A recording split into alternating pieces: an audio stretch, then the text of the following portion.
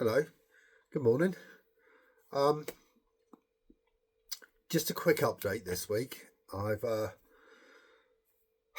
had a bit of a week really. It's been a very health anxiety inducing week, if you like, and so I've got a few appointments on Monday to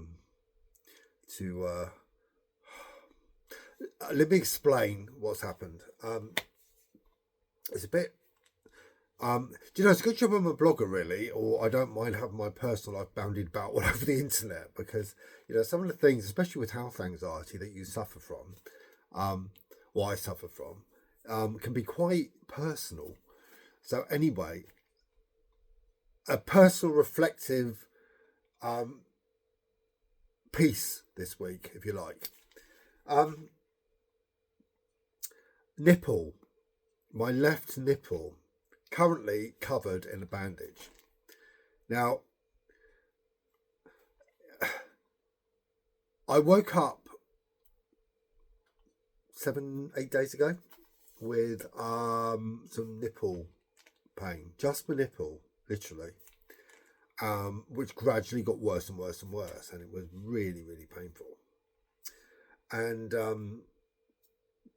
the cogs and the wheels were going around in my head, and I thought, oh my God, what the bloody hell is going on here? And so obviously I Googled and I did some research, all the rest of it. Now, this isn't ordinary pain as such. This was, how can I describe it? It was, or is, should I say, because it's still there, I suppose like nerve pain. So if I brush my hand over my left breast, I nearly jump out my skin. Now, I have no idea what it is, to be honest with you. And I even spoke to ChatGPT and Copilot and all the rest of it. Oh, what the hell's going on? And I do a lot of walking. So it could be a number of things. It could be jogger's nipple. Now, I don't jog particularly, but I do walk a lot. And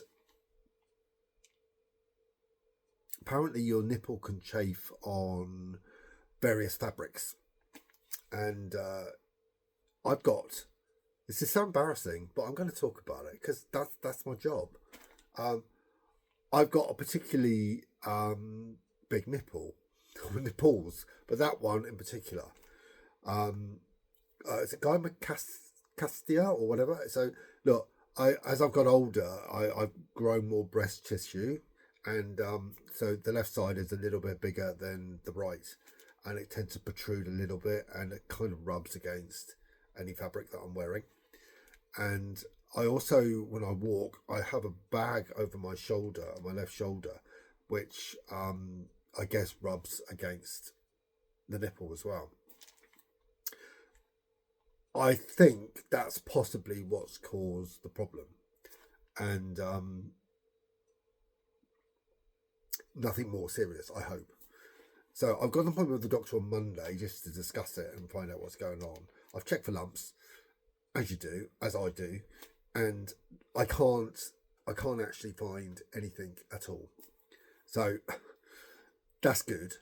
I've got lots of lipomas, and that's something that my I guess it's genetic.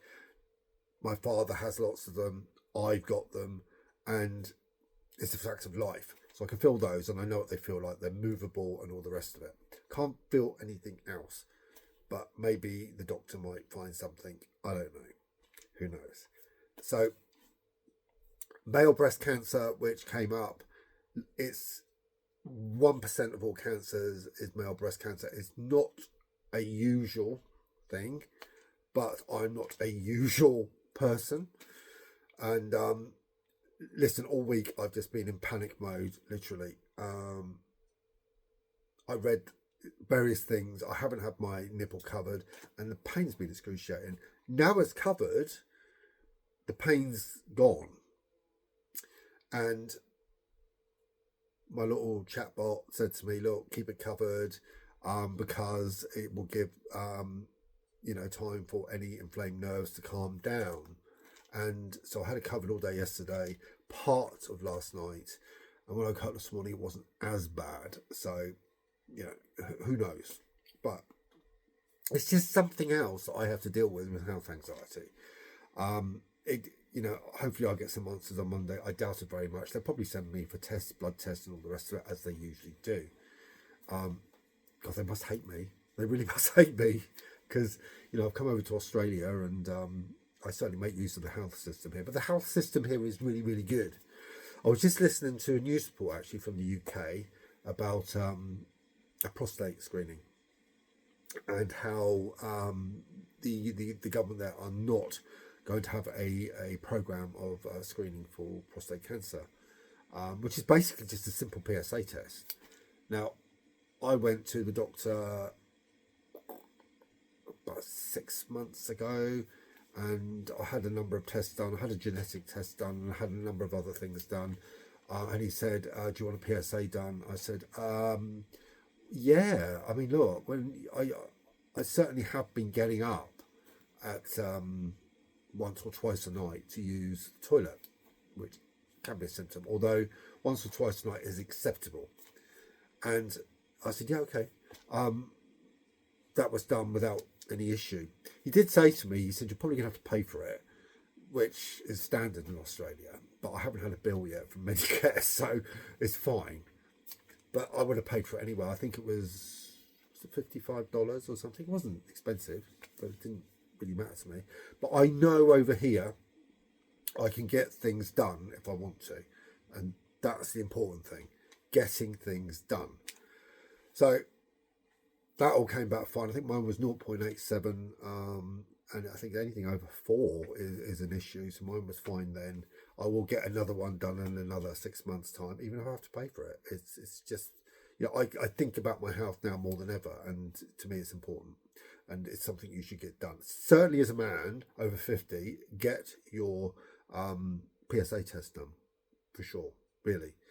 I know my father does, and it's just absolutely necessary. It's a killer, prostate cancer.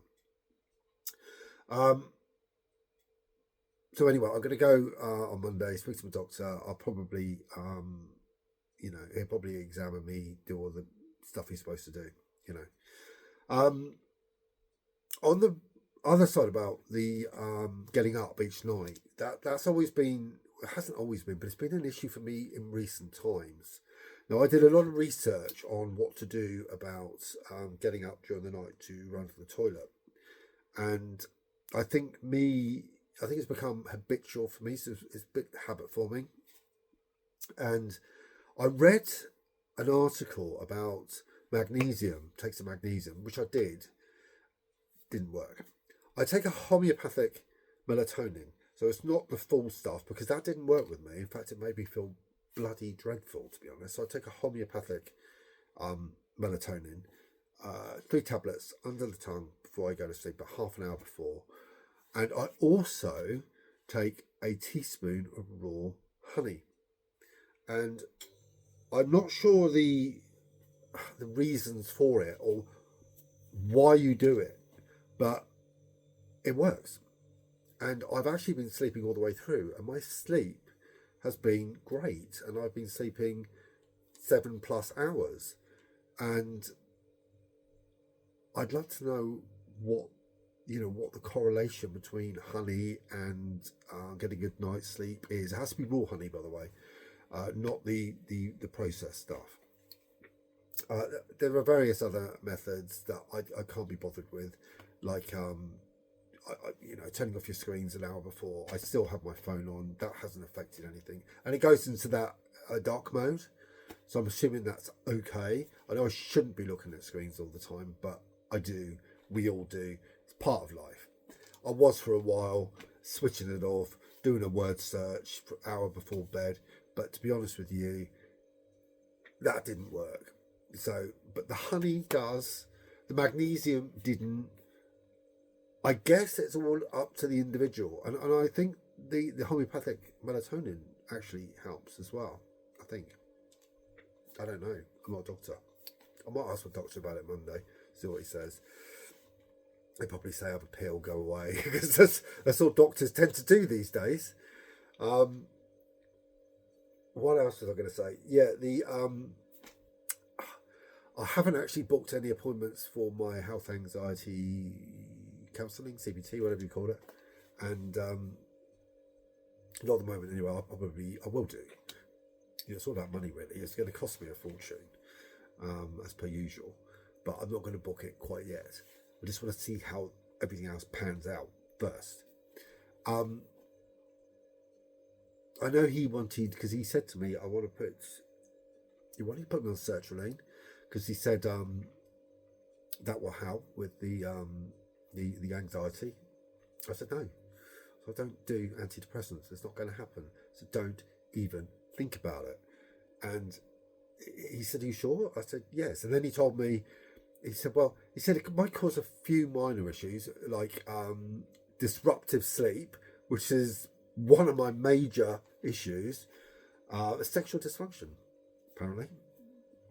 No, I'm not taking that stuff. It's not me, and it's not going to happen. So he has to accept that. And he said, okay, we will not put you on any antidepressants. Certainly not sertraline. Good grief. I don't need it. All I need is stuff to get me to sleep. I'm a chronic insomniac. I have been all my life. And anything that works, all the better. You know.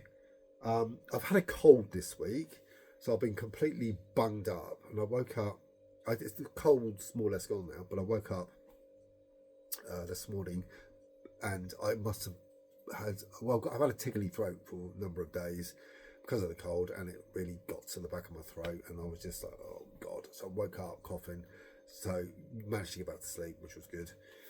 Daryl's now got the cold, and he doesn't cope with that kind of thing particularly well. He copes less well than me. I mean, look, I know I've got health anxiety, but if I've got a cold, it's fine, and I just deal with that. It's not really a problem. So it's all about health this week, isn't it? Most weeks, to be honest. I wasn't talking about politics, but I can't be bothered. I did watch the budget from the UK, just because in case it affected my pensions and investments in the UK. I don't think it has particularly, and my pension hasn't collapsed as it did after the Liz Truss budget. So all good thus far. If you're living in the UK and it's affecting you differently, then do let me know. I certainly haven't got a mansion in the UK, so that's not going to affect me. Although 2 million for a house in London these days isn't particularly a lot of, it's not a lot. It doesn't buy you a lot. It's just a normal family house. So I don't know. I'm glad to be in Australia in many respects. I do miss home, and I don't miss the NHS. I know I shouldn't say that. I love the NHS with all my heart, and it is akin to religion in Britain, and I do miss that free service. But you certainly don't get the quality and standard of care that you get here in Australia, and which is hopefully keeping me healthy. Although, I've probably never had so many ailments as I have recently. Although at 55 years old, what do I expect really? So that's my week really. I hope you all have a great week yourselves. I hope you've had a great week, and I'll talk to you all again next week. So ciao for now.